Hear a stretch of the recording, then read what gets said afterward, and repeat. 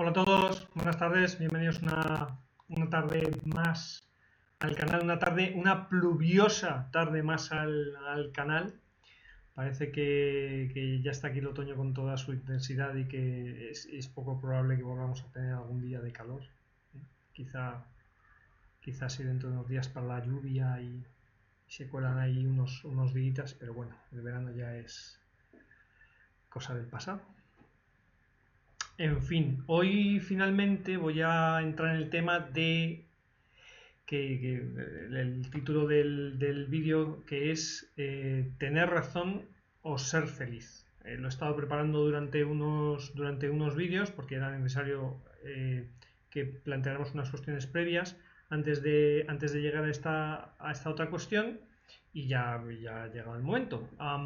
Hemos estado hablando del ego, de cómo es esa parte subconsciente de nosotros que se alimenta de la energía más poderosa que hay en el ser humano, que es el miedo.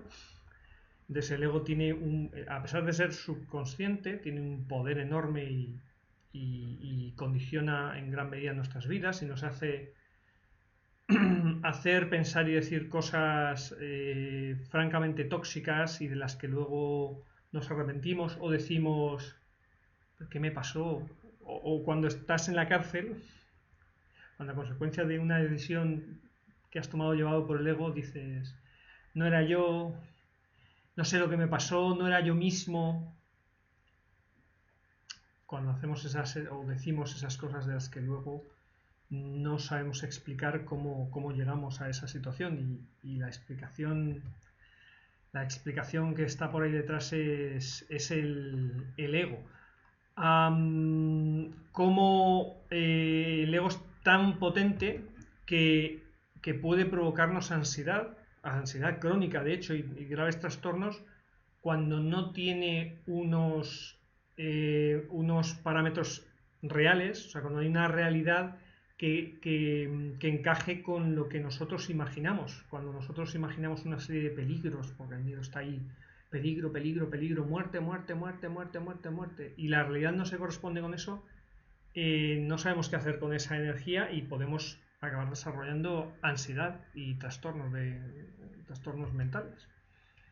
Y hemos hablado también de que para el ego, y como consecuencia de que sea para el ego, para nosotros, equivocarse equivale a morir. O sea, para el ego, cuando descubre que se ha equivocado, teniendo en cuenta que la función principal del cerebro es mantenernos con vida, cuando el ego descubre que ha calculado mal algo, que ha dado algo por supuesto que era algo erróneo, cuando descubre que ha cometido algún error, también depende de que sea muy grande o muy pequeño, pero en cualquier caso, eh, para el ego equivocarse es morir, porque lo que intenta es mantenernos con vida y se ha equivocado, ha cometido un error en su procedimiento, en sus funciones.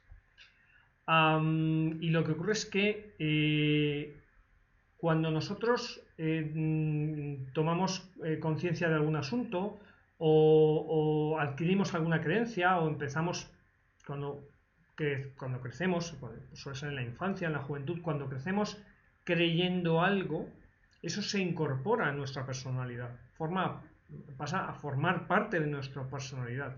Cuando nos desprendemos de creencias, de pensamientos, de ideas que están muy arraigadas en nosotros, nos estamos desprendiendo de una parte de nuestra personalidad, de una parte de nosotros.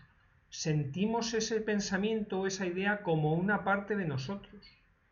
Y desprenderse de una parte de nosotros lo sentimos, o sea, como desprenderse de un dedo, de una mano, de un brazo, de una parte física de nosotros.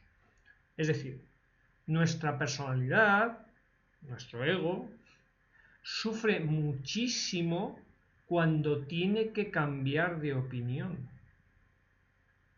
Muchísimo. Por eso nos aferramos a nuestras ideas en una conversación, en una discusión. Por eso decimos que no debemos hablar en público con gente así, según qué situaciones no debemos hablar de religión, de fútbol o de política, porque las pasiones se enconan, porque los seres humanos somos seres emocionales, pasionales, no racionales. Y las creencias y las filias que tenemos por nuestro equipo de fútbol, por el partido político que queremos que nos representa mejor, por nuestra religión, por un montón de cosas, son tan importantes para nuestra personalidad que desprendernos de ella, o si percibimos que alguien las ataca, o sea, alguien dice algo que no nos gusta de nuestra religión, del partido político al que votamos, de nuestro equipo de fútbol, como si fuera nuestro equipo de fútbol, reaccionamos como una agresión personal, nos lo tomamos como algo personal, que es, de ahí viene la frase, tomártelo como algo personal. O sea, si alguien dice, tú fíjate, lo piensas y es absurdo, alguien dice algo, no necesariamente malo, pero algo que no te gusta, de tu equipo de fútbol, que ni es tu equipo ni nada parecido, y te lo tomas como algo personal, te lo tomas como una agresión personal, te están haciendo daño a ti en tu interior. O si tienes una discusión y alguien demuestra que te estás equivocando y te pone en la tesitura de aceptar en público o incluso en privado que te has equivocado, que la idea que tenías no es correcta. Para la personalidad es una pequeña muerte, desde luego sufrimiento. O sea, descubrir que no tienes razón, que te has equivocado, que la idea que tenías era errónea, que esa creencia es errónea. Sufrimos cuando tenemos que aceptar que nuestras ideas, pensamientos o creencias, sufrimos mucho al aceptar que no son reales, o que no eran correctas, o que nos hemos equivocado, o que no lo hemos valorado de la forma correcta, o que hay una forma mejor de verlo. Y nos aferramos a las ideas anteriores. La cuestión es que, por esto, a los humanos nos cuesta muchísimo aprender de una forma no dolorosa. No sé si decir que se ha dicho muchas veces en filosofía, el dolor es aprendizaje. Otra forma de verlo es que aprender provoca dolor. A lo mejor no es que el dolor sea aprendizaje, sino que cuando aprendes, no cosas nuevas, sino cuando aprendes cosas nuevas o formas nuevas de ver las cosas de las que ya tenías una visión, ¿vale? Cuando aprendes a verlas de una forma diferente, te tienes que desprender de una parte de ti, de una parte que estaba en tu personalidad, y eso duele. Entonces, quizá no es tanto que el dolor sea necesario para el aprendizaje, sino que es inevitable. O sea, los humanos aprendemos a golpes. Aprendemos a golpes. No queremos cambiar, o no solemos querer cambiar voluntariamente de ideas, o de actitudes, o de comportamientos, o de costumbres que no son buenas para nosotros, porque las hemos hecho parte de nuestra personalidad. Y solo lo hacemos cuando nos obligan.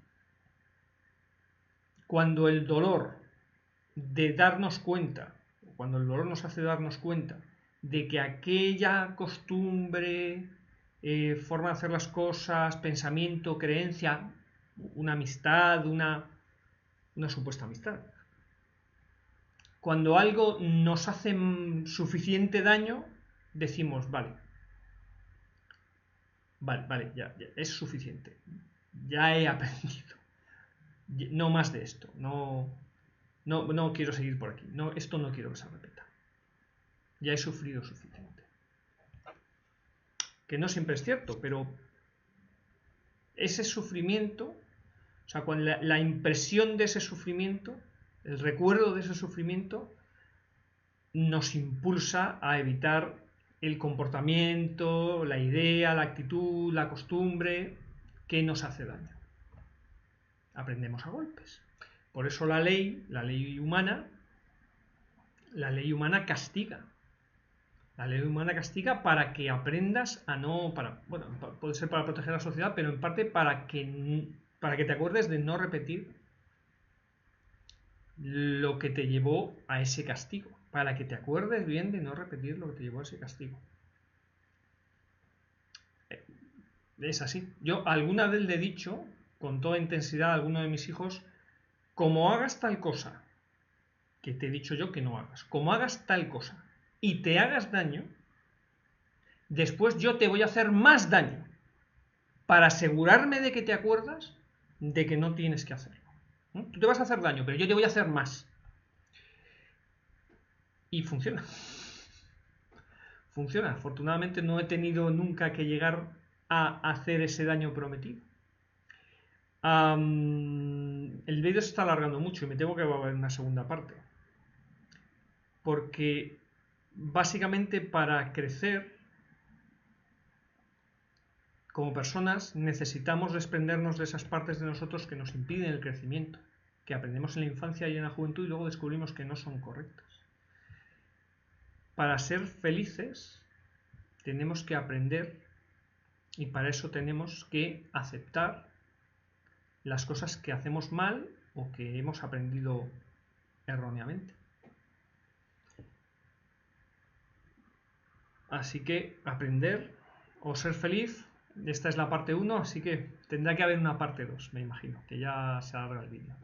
Que paséis muy buena tarde, hasta pronto.